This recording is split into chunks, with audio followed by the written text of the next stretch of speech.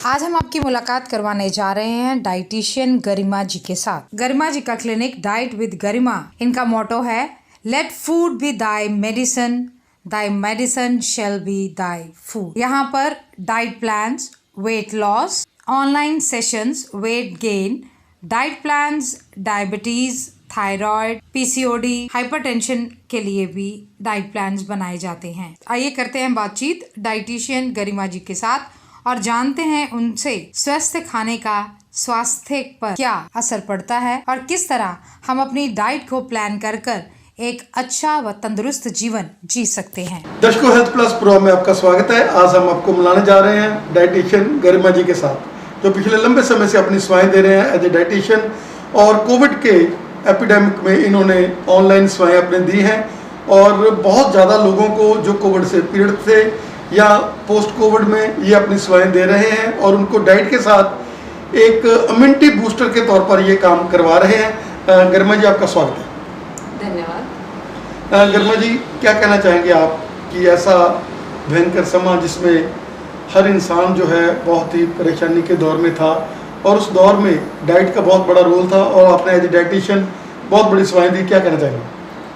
बिल्कुल। पहले हमें वैसे मैं यही कहना चाहूँगी कि कोविड के टाइम में सभी को क्यों भुगतना पड़ा है, क्योंकि शुरुआत से ही हमारी डाइट्स ऐसी रही हैं कि लोगों ने जंक फूड खाना शुरू कर दिया और मतलब अपनी सेहत की तरफ ध्यान नहीं दिया, स्ट्रेस लेना, टाइम से ना सोना। तो ये जो सारा लाइफस्टाइल है, लाइफस्टाइल ख़राब होने की वजह से ही लोगों को ये आपत्ति आई है।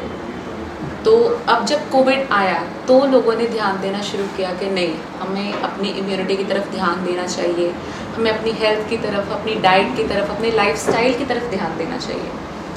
तो अब सभी ने अपने डाइट में सुधार किया।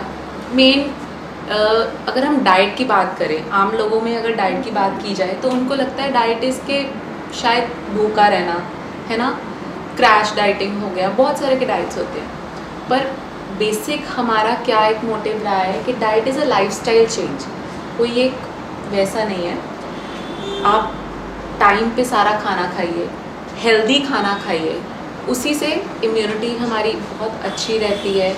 इवन अगर हमने वेट लॉस करना है या वेट गेन करना है, उससे सारा वो कवर अप हो जाता है, सिर्फ अगर हम प्रॉपर हेल्दी डाइट लें तो। As far as healthy diet is concern, कैसे किस डाइट को आप हेल्दी मानते हैं? क्योंकि हम लोगों का जो स्टाइल है पंजाबियों का, सुबह उठकर परोठे खाने हैं, पहले हमने बैटी के साथ कोई स्नैक्स वुक्स लेने हैं। तो क्या कहना चाहेंगे कि क्या ये जो चीज़ें हैं, अगर आपके साथ कोई जुड़ता है तो क्या इन चीज़ों को छोड़ना पड़ेगा कि इन चीज़ों का स्टाइल बदलना पड़ेगा? देखिए, जो मेरा एक रूल है, कोई भी मेरे पास क्लाइंट या कोई भी आता है तो मैं सबसे पहले उनका लाइफस्टाइल पूछती हूँ कि वो क्या एक लाइफस्टाइल अपना रहे हैं, वो कौन से एक पैटर्न में खाना खाते हैं। जहाँ जहाँ पे मुझे गलती लगती है मैं उस चीज़ को थोड़ा चेंज करके उस अकॉर्डिंग उनको डाइट देती हूँ। अभी जैसे कि मॉर्निंग में मोस्टली हम बेड टी लेते हैं, उसकी जगह हम अगर कोई भी एक पानी लें, गर्म पानी लें, विद लेमन ले लिया या कुछ भी ऐसा ले लिया, तो वो आई थिंक ज़्यादा बेटर है। एक स्विच कर लिया हमने, या वैसे चाय की जगह हमने ग्रीन टी ले ली, वो चीज़ को ऑप्शंस को जस्ट स्विच करते जाना है। अब ब्रेकफास्ट में जैसे हम पराठा खाते हैं, अगर हम घी को जब फ्राई करते हैं, एक तरह से फ्राई हो जाता है जब हम पराठा फ्राई कर रहे हैं, तो उससे उसकी जो न्यूट्रिशनल प्रॉपर्टीज़ होती हैं वो सारी ख़त्म हो जाती हैं। तो पराठा अगर आपको इंजॉय करना है आप कर सकते हैं, जस्ट उसको फ्राई मत कीजिए, पराठा बना के उसके ऊपर आप घी लगा लीजिए, इट्स ओके। बट अगर वही चीज़ अगर वेट लॉस में हम कर रहे हैं तब भी वो इतना मैटर नहीं करेगा अगर हम उसको फ्राई नहीं करेंगे। अगर हम फ्राई कर रहे हैं, जनरल पराठे की बात करूँ तो आई थिंक 2 स्पून बहुत आराम से लग जाते हैं। अगर नॉर्मली हम उसको सेक के बना के उसके ऊपर हल्का सा लगाएं तो आई थिंक 1/2 स्पून लगेगा सिर्फ, तो उसी से कितनी कैलोरीज का फ़र्क आ गया, राइट। और अगर हम आगे बात करें लंच की और डिनर की, वो अगर हम पूरे दिन में प्रॉपर मील्स लेते रहें, अगर हम जैसे दिन में वैसे 3 मील्स मोस्टली लोग लेते हैं या 4 मील्स, और लोगों को फिर रात को ज़्यादा भूख लगती है, और उसकी जगह पे अगर हम 6 मील्स अ डे लें, थोड़ा थोड़ा पोर्शन करके, तो उससे हमारा हेल्दी लाइफस्टाइल भी रहेगा और रात को ज़्यादा भूख भी नहीं लगेगी। यू मीन टू से कि हमें पेट भर के नहीं खाना है, हमने ये हाँ। नहीं है कि पहले भूखे रहे पड़े और एकदम से खाना है, मतलब अगर हमने खाना है तो एकदम से डिवाइड कर करके। और साथ में हाइड्रेटेड रहना बहुत ज़रूरी है, जो हम एक तरह से जिस चीज़ को नज़रअंदाज कर देते हैं। कई बार ऐसे होता है कि हमें शायद प्यास लगी होती है और हम उसको मतलब सोचते हैं कि शायद हमें भूख लगी है। अगर एक टाइम पे आप खाना खा चुके हैं और फिर भी आपको वो एक फीलिंग हो रही है कि शायद मुझे भूख लगी है, आप एक बार पानी पी के देखिए, उससे आपको काफ़ी फीलिंग लगेगा। अगर फिर भी आपको भूख लगी है तो वो असल में भूख है। डॉक्टर साहब, लाइफस्टाइल डिजीज के बारे में क्या कहना चाहेंगे आप? जैसे शुगर के पेशेंट्स हैं बहुत ज़्यादा, आप उनको बिना मेडिसिन के भी निजात दिला रहे हैं, केवल उनके लाइफस्टाइल के साथ ही, क्या कहना चाहेंगे? जैसे कि हम अगर सिर्फ शुगर पेशेंट्स की बात करें तो काफ़ी लोग जैसे आते हैं तो उनसे अगर पूछो कि आप खाने पीने में परहेज़ करते हैं कि नहीं, वो लोग कहेंगे हाँ जी हम परहेज़ करते हैं, बट हम शुगर फ्री ये ले लेते हैं, हम चीनी की जगह शक्कर ले लेते हैं या गुड़ ले लेते हैं। उनके लिए मैं ये कहना चाहूँगी, चीनी हो गई, शक्कर, गुड़, कैलोरीज तो सब में सेम है, वो एक ही चीज़ है। मैं इसको चीनी को एक जहर का नाम दूँगी। अगर चीनी है तो वो एक बहुत ही गंदा वाला जहर है, उससे अगर हम गुड़ पे आ जाए, शहद पे आ जाए या शक्कर पे आ जाए, वो तो उससे अच्छा जहर है उनके लिए। तो हम उसकी जगह हम क्यों ना चीनी या शुगर को छोड़ ही दें। हम फ्रूट्स ले सकते हैं, हम जो नेचुरल चीज़ें हैं हम उसका लुत्फ़ बिल्कुल उठा सकते हैं। काफ़ी सारी चीज़ें हैं, जैसे हम आटे की जगह पे कीनवा ले लिया, पोहा ले लिया, बहुत सारी चीज़ें हैं जो हम इंजॉय कर सकते हैं। ज़रूरी नहीं है कि यू मीन टू से कि जैसे वीट में थोड़ा सा ज़्यादा, हाँ उसमें कार्ब ज़्यादा होते हैं, उसमें शुगर होती है, कार्बोहाइड्रेट ज़्यादा होते हैं, तो उसकी जगह पर हम लोग स्विच ऑफ कर दें कि उसके लिए बाजरे का हो गया और जौ का आटा हो गया, उन चीज़ों को हम लोग, मतलब आटा तो वही, मतलब खाना तो हमारा हमें मतलब वो तो मिल ही जाएगा। बिल्कुल बिल्कुल। जो लोग आपसे ऑनलाइन जुड़ रहे हैं, जैसे आज मैरिजेबल एज की लड़कियां हैं, काफ़ी मोटापा है, और वो लोग सारा दिन मैंने ये नहीं खाना, मैंने वो नहीं खाना, सारा दिन वो लोग भूखे रह रही हैं, क्या कहना चाहेंगे? इस पे मैं ज़रूर एक चानन डालना चाहूँगी कि क्रैश डाइटिंग या भूखे रहने से हम पतले नहीं हो सकते। उससे सिर्फ़ और सिर्फ एक हमारे अंदर डेफिशिएंसी आएगी, कोई ना कोई चीज़ की कमी आएगी, जिससे आगे जाके उनको बहुत ज़्यादा प्रॉब्लम्स आएंगे। सो एक बैलेंस डाइट ही सोल्यूशन है वेट लॉस की तरफ, फैट लॉस की तरफ। ये ज़रूर है। अगर हम बात करें मोटापे की, मैं उनसे पूछना चाहूँगी कि आपने जो मोटापा है वो कितनी देर में गेन किया है?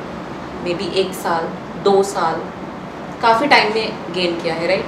तो हम ये क्यों सोचते हैं कि हम उसी मोटापे को एक ही मंथ में कम कर लें या 2 मंथ्स में कम कर लें? अगर जितना स्लोली हम उसको कम करेंगे वो उतना परमानेंट रहेगा। हमें अपना लाइफस्टाइल चेंज करना है, ना कि एक ड्रास्टिक या क्रैश डाइट के साथ अपने आप को, अपनी बॉडी को एक तकलीफ़ देनी है। जैसे कई लोग जैसे केवल कहते हैं कि हमने पानी का सेवन किया है, 4 दिन 5 दिन पानी का सेवन करते हैं, और वो लोग नो डाउट वेट भी लूज़ कर लेते हैं। क्या कहना चाहेंगे कि एकदम से वेट लूज़ करना और जिस तरीके से आप वेट लूज़ करा रहे हैं वो एक डिफरेंट तरीका है, जिसके साथ आदमी बाद में भी गेन नहीं करता? जी, जो मेरा तरीका है, मैं सिर्फ और सिर्फ बैलेंस डाइट की तरफ फोकस करती हूँ। और हाँ, पानी का ये रोल होता है, जब हम एकदम से डाइट स्टार्ट करते हैं तो पहले कई बार हमारी बॉडी ने वाटर को होल्ड किया होता है। जब हम वाटर इनटेक अपना अच्छा करते हैं तो वो बॉडी, उसको आदत, वो देखती है कि अच्छा हमें अब लगातार शायद वाटर मिल रहा है, तो अब हमें वाटर को होल्ड करने की ज़रूरत नहीं है, तो बॉडी वाटर को रिलीज़ कर देती है, जिससे कि एक वेट लॉस हमें शो होता है 1-2 किलो का, एक मतलब 2-3 दिन के टाइम में। वो इसलिए एकदम से हमें शो होता है। तो ये एक रीज़न है बिल्कुल स्टार्टिंग में जब हम वेट लॉस करते हैं। फिर अब जब हम उसको रेगुलर कंटिन्यू करें, फिर उसके बाद एक हेल्दी वेट लॉस जो हम कहेंगे वो महीने में 4 से 5 किलो का होना चाहिए, उससे ज़्यादा नहीं। जैसे स्किन के लिए भी आप बहुत सारे जो यंग ब्लडर्स हैं आपके साथ जुड़े हुए हैं, आप उनकी ग्लो जो चेहरे की है वो भी ला रहे हैं, उसके बारे में क्या कहना चाहेंगे? जो आजकल स्किन की, हेयर की प्रॉब्लम्स आ रही हैं वो इसलिए आ रही क्योंकि हमारी डाइट में ज़्यादा प्रोटीन नहीं होता। अगर हम बात करें प्रोटीन की, तो प्रोटीन हमारी मसल्स को, हमारे हेयर्स को, हमारे नेल्स को मतलब ओवरऑल बॉडी को चाहिए ही चाहिए। अगर प्रोटीन हम कम मात्रा में ले रहे हैं तो उस करके हमें स्किन की प्रॉब्लम आती है, हमें हेयर्स की प्रॉब्लम आती है। अब वही अगर हम बैलेंस डाइट ले रहे हैं, प्रॉपर प्रोटीन इनटेक अच्छा है हमारी बॉडी में, तो उससे हमें कोई भी प्रॉब्लम नहीं आएगी, हमारी स्किन ग्लो करेगी, हमारे हेयर्स अच्छे रहेंगे, हमारे नेल्स अच्छे रहेंगे, तो ओवरऑल एक अच्छा रिजल्ट रहेगा हमारी बॉडी का।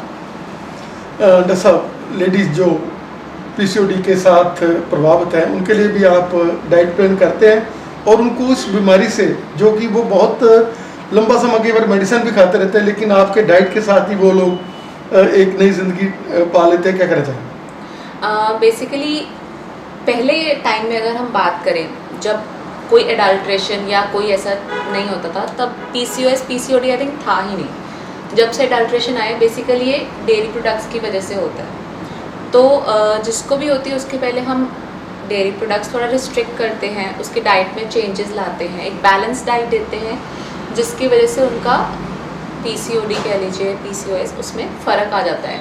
बेसिकली जब वेट गेन हुआ होता है लड़कियों का, तो उनको ज़्यादा प्रॉब्लम आती है इस चीज़ की।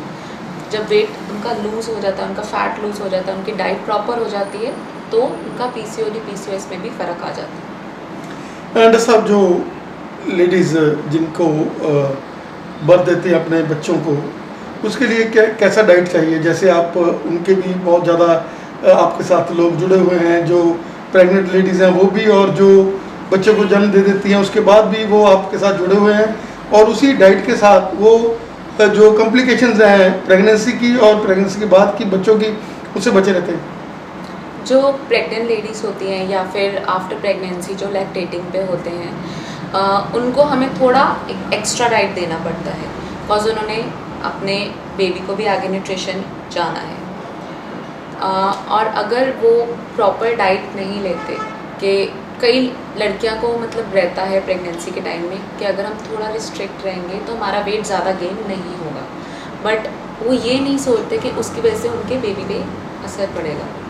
सो आई थिंक उस चीज़ पे हमें ज़्यादा ध्यान देना चाहिए कि जो नॉर्मल डाइट होती है उससे ज़्यादा डाइट लेनी है। दर्शकों, हमारे साथ बने हुए हैं डाइटिशियन गरिमा जी। और गरिमा जी, आप हमें बताएं कि कई बार शुगर वाले जो पेशेंट हैं उनको लोग बेचारा शब्द देकर कहते हैं कि इसने मीठा नहीं खाना, और नमकीन जो चीज़ें हैं उसको इनटेक उन नमकीन चीज़ों का देकर वो बीपी के भी शुगर उनको पेशेंट बना देते हैं, क्या कहना चाहेंगे?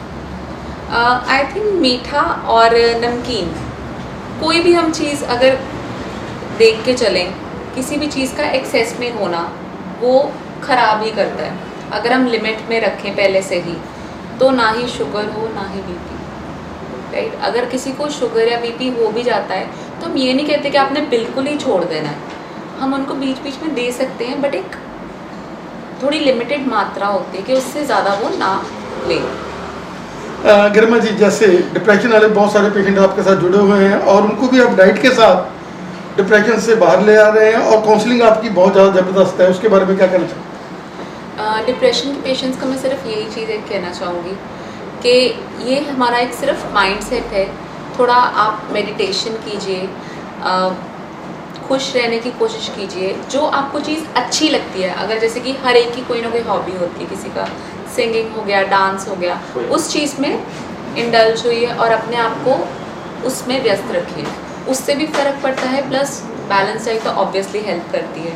जी, आपका क्या मैसेज रहेगा हमारे देखने वाले दर्शकों को कि किस तरह का, जो भी यंग ब्लडर्स हैं, जो लोग आज अपनी लाइफ में स्मार्ट बनना चाहते हैं, जो पतले होना चाहते हैं, क्या आपका मैसेज रहेगा? मेरा मैसेज वैसे जनरली एक है कि लोगों को अगर डॉक्टर्स के पास जाना हो, उनको दवाइयाँ खाना मंजूर है रादर दैन एक balance diet. So I think उन सभी को एक बैलेंस डाइट लेनी ज़्यादा ज़रूरत है। मतलब यू मीन टू से कि जैसे हम लोग, उनका भी मेनू बनना चाहिए कि हर रोज आपने किस किस तरह से खाना है। बिल्कुल बिल्कुल, उनका एक प्रॉपर उनको रखना चाहिए कि जंक फूड, प्रोसेस्ड फूड्स हो गए या जो ये पैक्ड फूड्स हो गए, इसको कम लेते हुए जो हेल्दी फूड्स हैं उनको ज़्यादा लें। गरिमा जी, यू आर एन इंस्टीट्यूशन, आपके पास तो लंबा डाटा है। आपका हमें समय देने के लिए बहुत बहुत धन्यवाद। धन्यवाद।